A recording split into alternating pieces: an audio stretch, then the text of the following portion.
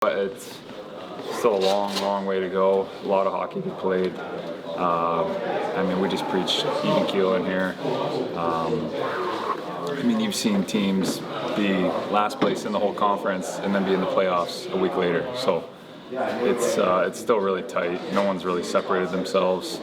We're happy with where we're at. We're happy with where our game's at, but a long way to go. So just keep on working. Just speak to the difference Todd has made. I mean, just watching him run practices, he blows the whistle a lot and will be very emphatic about what are you guys doing, you know, like very hands-on, it seems. Yeah, I mean, I think he knows what our weaknesses are, what we need to work on, and we harp on those every day. So I think that's why you see some progression this season, and you know, he's direct with the points he wants to make and what he sees and what he wants us to fix. So I think that's contributed to our success. How much confidence does that build to when you have a coach like that who's been around for a long time and success at various different stops? Yeah. I mean, it gives you confidence knowing that the coach sees kind of what we see on the ice and what we're feeling, and you know, the message always seems to line up with what we're feeling and what's going on in the game. So, like you said, he's been around a long time and seen a lot of hockey. So we have a lot of faith in what he's preaching. We always. How much have you guys gotten out of the way that John has kind of found his game over the last month? Who's that? John Gibson. Oh yeah, he's been great. I mean, I thought right from the beginning that he's made big saves, and you know, there's been times where we're not playing great in front of him, and he kind of bears the brunt of it. But right from the beginning, I thought he's been good, and he's only picked up the pace as the season's gone along. Guys coming from somewhere, you know, he was in Anaheim for 12 years. Switching teams isn't easy. There's an adjustment period, and I think he's settled in really nice. Been a huge part for us. How conscious are you of kind of like, I'm sure he's used to expecting it one way, of how the D in front of him are going to play something, or even behind him are going to play something. How kind of conscious are you of that, and do you like talk a little louder, like I'm taking this? Yeah, I mean, we try all the D, have good communication with them, and he's a good experienced goalie. There's not much he hasn't seen. He knows what he likes to do, what he doesn't like to do, and we just try and be there for him. We always talk a lot about whether a coaching staff trusts a player, but how important is it for players to trust the coach? I'd say as the group, you want to have that trust, but individually, you're just buying into what the group is doing, and what you believe shouldn't really matter. It's more about what the group believes and what everyone's trying to achieve, and whatever the message from Todd is, individually you may not agree with it, but if the team is going that way, you better be going that way too. Morning. Everybody available other than Patrick Kane? Yeah, everybody Just but Patrick. Maintenance for Yeah. Morris? Okay. Just talk about, you know, how different it is this year coaching the team compared to it's coming up on a year since you came in, and that very hectic morning skate. And Yeah, that was baptism by fire. But we've had a year now to not necessarily learn the organization. Had a pretty good feeling about the people that were in it and how it operated and ran and decision making and all that type of stuff. But the most important thing is time to understand the players, their games, but their personalities, how they mix together, how they react to being poked or being hugged. Two extremes of coaching sometimes, both individually as a group. That's been the biggest advancement I think that we've been able to make over that time. Todd, are you where you thought you might be a year in the making, or a little further ahead, or what? When you're coming in, you have no idea, so you can't really evaluate. We attacked the spirit of the team right off the bat, and trying to build that back up and get some belief in each other again, and that took a little while, and then the systems and the structure. Training camp was big for us. I think we have improved as a hockey club in a lot of different areas, but I think there's a lot of runway left for not only maintenance but for improvement. You've talked about it before, but how difficult was it to take over at Midway? I mean, what's the toughest part about that too? Well, it was, everybody has a first. I coached my first game, whatever it was. That was a first for me. So you couldn't really rely on experience or reference what you'd done in the past, what worked and what didn't work. So it was, learning on the fly. But when I really believe we had a receptive audience when we first got here. And for as much as we tried to help them, they helped us. And that blend was good. Just thinking back anyhow to the first month, they were open. They allowed us to come in and try and do our thing. For Mo, what are some of the things, when you took this job a year ago, obviously you had been doing your research and watching everything. What are things that maybe stand out to him that you either appreciate or noticed about him since coaching him that maybe you couldn't have picked up on from watching afar with him? Yeah, I think when you obviously appreciate his game and know that he's top defenseman in the league type scenario from a distance, whether you're out west or anywhere in the league, you understand that. But once you get around him, his engine is, you don't pick up on that. You see him play 25 minutes a night some nights, but some D tire and some D can't handle that over and over again. His engine is it's a marathoner's engine. His durability to play through stuff and continue to play through it. He's a little more emotional than I would have known. Like, he can get frustrated, he can get wound up a little bit, but in a good way. So he shows his emotions a bit. So those are things you never really know when you're on the other team, or maybe you're a fan of even the Wings, but a fan of some other team, and you just happen to see him every now and then. And then everything else in his game, once you're around him, you appreciate it more. You mentioned the motor, the engine, and everything like that. I'm curious, when it comes to getting to know players, right? Like, there's some guys who can play 25 minutes. There's some guys who you can put them at. It's easy for fans to look and be like, oh, well, hey, he played 12 minutes and he did great. Why isn't he playing 18? Like, as a coach, what's kind of when you learn players are like, hey, some guys can do that for 16, 17 minutes. Some guys can do it for 20 minutes. Like, what's kind of figuring that like out as a coach to be able where some guys can and can't do various things?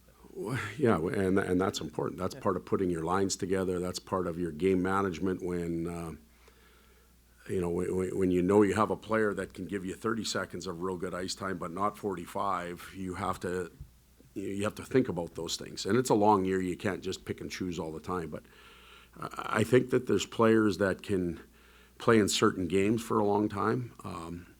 I just reference myself. I could skate, so I could, back when I was really young, I could play in a skating game. But if it became tighter or heavier and I had to wrestle around in the corners, my motor diminished quickly.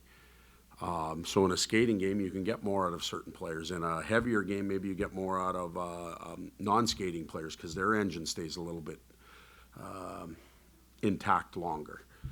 I might be talking in circles, I obviously am, but I'm trying to explain how different players in different games, their engines can vary, and we have to pay attention to that. Yeah. And then last one for me. You get Dallas tonight, team second best record in the league. What kind of game do they kind of bring in your mind? Boy, they play, there's 3 zones on the ice. They have owned all 3. Their special teams are, top 5 in both scenarios. Their 5-on-5 differential is right at the top in the league. They're getting outstanding goaltending. I don't know what more I can say about that group. That's what we're facing tonight, and I think it's a real good challenge for our group heading into the break.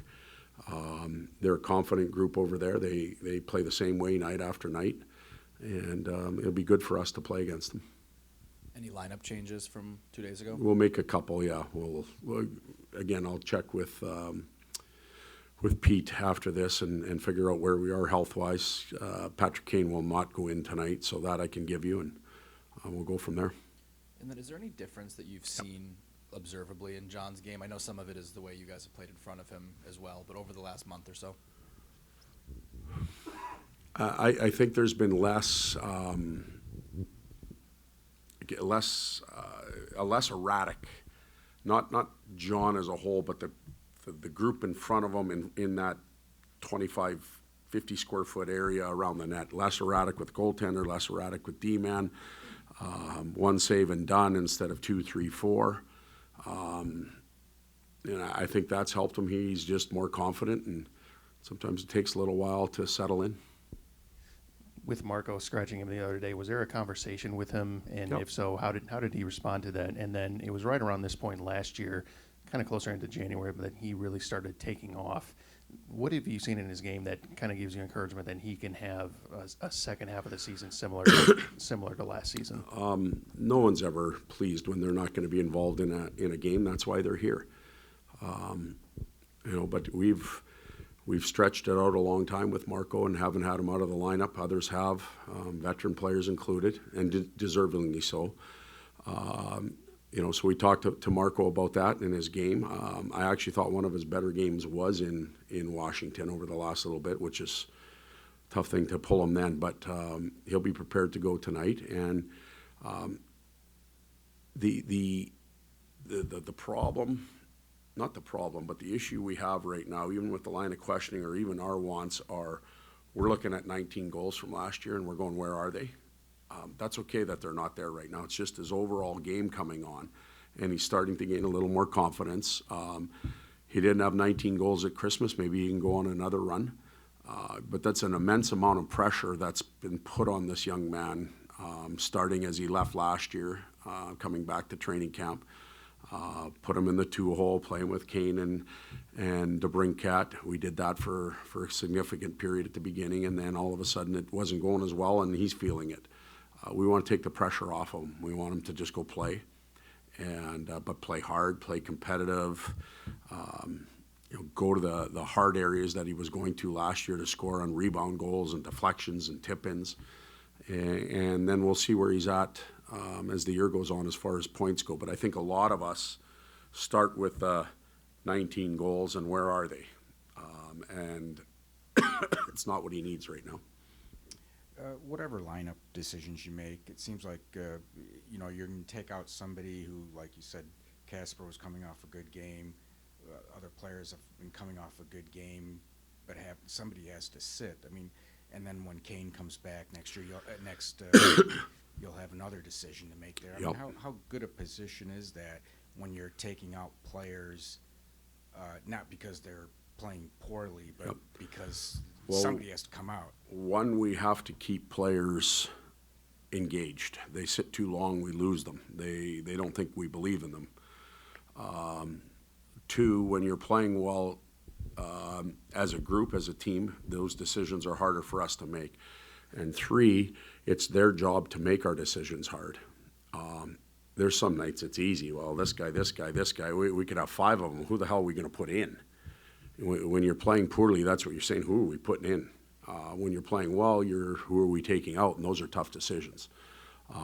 It can create a tremendous amount of competition when the team is playing well and guys want to continue to stay in the lineup. But there's also moments where guys come out because other guys have to be kept alive. And, if we hurt feelings, we hurt feelings. It's just the way it is. You're part of the team. If the players can't handle it or don't like it, there's a simple solution. We can go to 20 and just keep calling a guy up whenever we want, but that's 3 guys gone, and I don't think anybody wants that. So every team goes through it. Colorado Avalanche lost, 2 games all year? They have to make these decisions, and I'm pretty sure none of their guys deserve to come out with that record. So just a question about coaching in general. It's such in some ways, thankless position in that if things go badly for a team, that's the position that's looked at. Do you have to develop rhinoceros-level thickness of skin early on? Yeah, I think when I first came in the league, I worried about it. I don't. The only thing I worry about is trying to get the players to perform at the best of their levels. And I know what the outside world is. I got my son came for Christmas. He'll tell me everything that's being said out there about coaches and all the comments and a lot of what you guys do. You sell the game, not just you, but the media world. You sell the game. You create conversation around it. It's great. There's all these rooms and places to go for people to comment. And I think that's great. Our game needs that. But if I was to sit there and take that stuff and apply it in what I do or let it bother me, I would be in a home somewhere and need some serious mental health training. We know this room. We know the locker room. Are we perfect? No, we make mistakes. But I don't worry about it. I'm way too far down the road to be affected by any of that. I'm going to do what I think is, or what we, not I, we think is right on any given day for the player, for the team, for the organization, and that's not going to change.